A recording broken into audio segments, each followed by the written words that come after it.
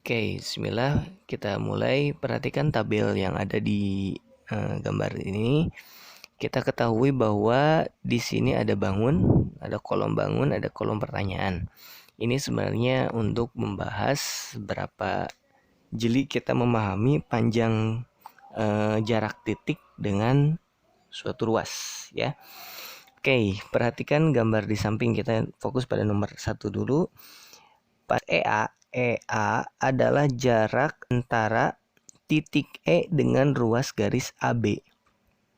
Oke, titik E, ada titik E, ya.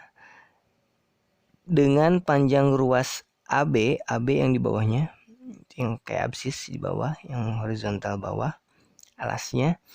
Itu titik E dengan ruas garis AB, itu ternyata jaraknya itu sama seperti jarak EA atau titik ruas garis EA. Ruas garis EA.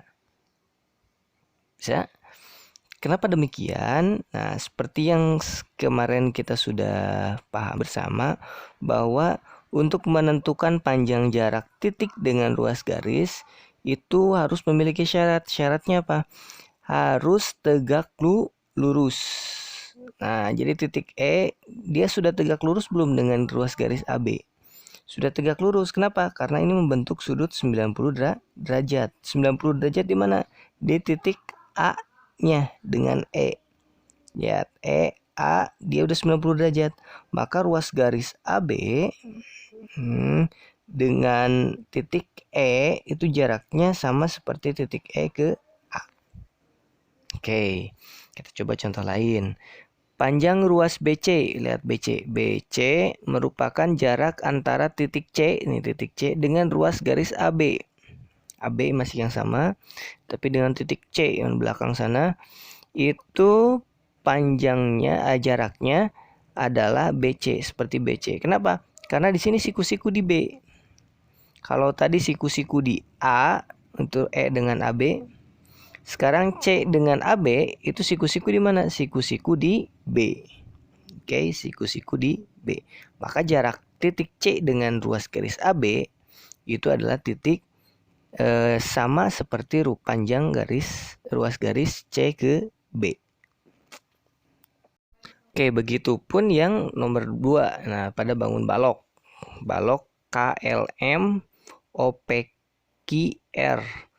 Dari gambar di samping panjang OR, lihat panjang OR, panjang O ke R itu merupakan jarak antara titik R dengan dengan ruas garis OP. Ini ruas garis OP yang di atas dengan titik R. Nah, titik R di sini. Lihat siku-siku di mana?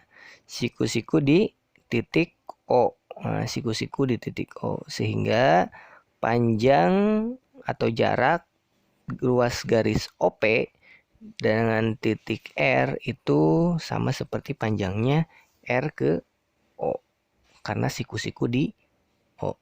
Oke, bisa dipahami ya. Nah, oke, kali ini kita akan lanjut. Ini beberapa pertanyaan yang kemarin banyak ditanyakan terkait dengan papan yang ada pakunya. Nah, ini Bapak coba beri nama untuk ketiga pakunya. Ada paku A, B, ada paku C. Kemudian di sini ada benang. Kita ambil benang yang menghubungkan paku A dengan paku B. Nah, benangnya sudah terpasang. Kemudian pertanyaannya adalah berapakah jarak itu panjang terpendek ya, panjang terpendek atau jarak antara titik C dengan ruas garis AB. Caranya bagaimana? Itu kita tinggal ambil benang saja. Sebenarnya kalau kita simulasikan, ambil benang, kemudian benang itu kita tarik, benang dihubungkan dulu terhadap titik C, kemudian kita tarik ke B, kemudian geser ke A, dia digeser ke A jadi si benang itu terhubung ke C, kemudian ditarik sehingga benang tersebut ke paku B, kemudian geser ke A, geser ke B lagi. Coba perhatikan benang yang mengenai ruas garis AB itu yang paling pendek saat berada di mana gitu kan ya, saat berada di mana. Apakah saat berada di titik B, atau saat berada benang itu di titik A, atau di titik yang ada di antaranya, antara titik A dan titik B, tengah-tengahnya misalkan. Mana yang paling pendek gitu kan ya. Nah, ternyata seperti definisi yang kemarin sudah kita pahami bersama, itu jarak sebuah titik dengan ruas garis itu syaratnya harus membentuk apa? Sudut siku-siku. Nah, maka kita akan cari mana nih yang membentuk sudut siku-siku. Coba kalau dari titik A ke titik B membentuk sudut siku-siku nggak terhadap ruas garis AB? Tidak. C ke A bentuk siku-siku nggak? Tidak. Nah, ada di mana? Ada di tengah-tengah ya. Nah, itulah yang kita sebut sebagai titik jarak titik C ke ruas garis A.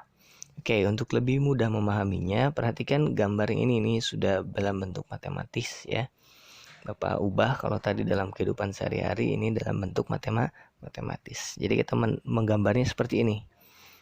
A di atas itu titik A, kemudian ada titik B itu paku B, kemudian ada paku C ada di situ. Nah, kita tarik, ternyata yang membentuk sudut siku-sikunya itu ada di mana? Ada di antara A dan antara B ya, titik antara paku A dan paku B ada sebuah titik baru. Nah, kalau tadi kan titiknya belum kita beri nama ya. Nah, sekarang kita beri nama titiknya itulah titik D. Oke, titik D. Nah, titik D ini kita tarik ke C. Panjang C ke D itu merupakan jarak terpendek atau panjang terpendek antara titik C dengan ruas garis AB. Oke, saya. Nah, sekarang kita akan cari berapa sih jaraknya. Nah, kita akan buat rumusnya di mana untuk menentukan D.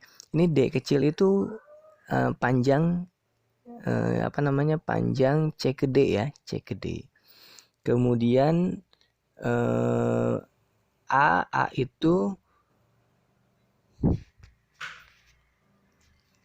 apa? A itu panjang ruas BC. Kemudian B kecil itu panjang ruas garis AC. Sedangkan C kecil itu adalah panjang ruas AB. Oke, seperti pada gambar. Oh ya, masih ingat bagaimana cara menggunakan simbol matematis ya? Kalau titik sudut itu hurufnya besar. Kalau panjang sebuah ruas garis, maka menggunakan huruf yang kecil. Nah, kemudian penamaannya itu dilihat dari titik sudut yang berada di seberangnya. Misalkan AB, lihat ruas garis AB. Titik sudut yang di seberangnya apa? Titik C. Maka panjang AB itu adalah sepanjang C kecil. Disimbolkan dengan C kecil. Oke? Nah, sekarang kita fokus pada rumus yang tadi, di mana D itu dapat digunakan dengan rumus D sama dengan AB dibagi dengan C. Rumus ini diperoleh dengan cara sebagai berikut. Perhatikan, luas segitiga ABC itu yang besar ya, ABC itu kan setengah alas kali tinggi ya, luas segitiga itu setengah alas kali tinggi. Alasnya AB, tingginya adalah CD. Oke. Jadi alasnya AB, alas bukan CB ya, tapi AB dengan tingginya adalah CD. Oke, atau kita bisa beri nama setengah dikali C. Kenapa C? C itu kan panjang AB. Ya, C kecil itu sama dengan panjang ruas garis AB. D itu panjang ruas garis CD. Oke, pahami sekali lagi, luas segitiga ABC itu bisa kita bentuk menjadi rumusnya setengah C kecil D kecil. Oke. Nah, ternyata bukan hanya itu. Kita juga bisa mencari luas segitiga dengan cara yang lain. Nah, Selain itu juga luas segitiga ABC itu bisa kita cari dengan rumus yang lain. Nah, alasnya kalau tadi AB, kalau sekarang alasnya adalah apa? BC atau CB ya. CB. Nah, kalau yang di buku itu salah, Bapak koreksi sedikit di sini.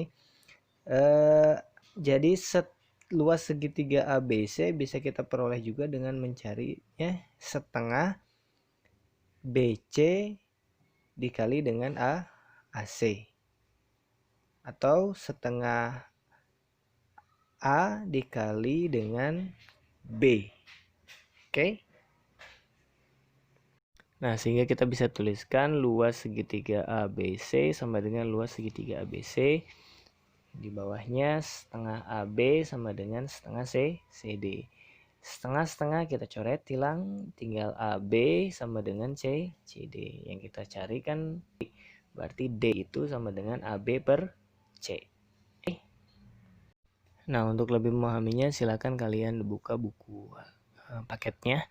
Di situ ada beberapa soal, silakan untuk kalian jawab dan dikerjakan di buku kalian, kemudian nanti dikumpulkan di PJJ di absen.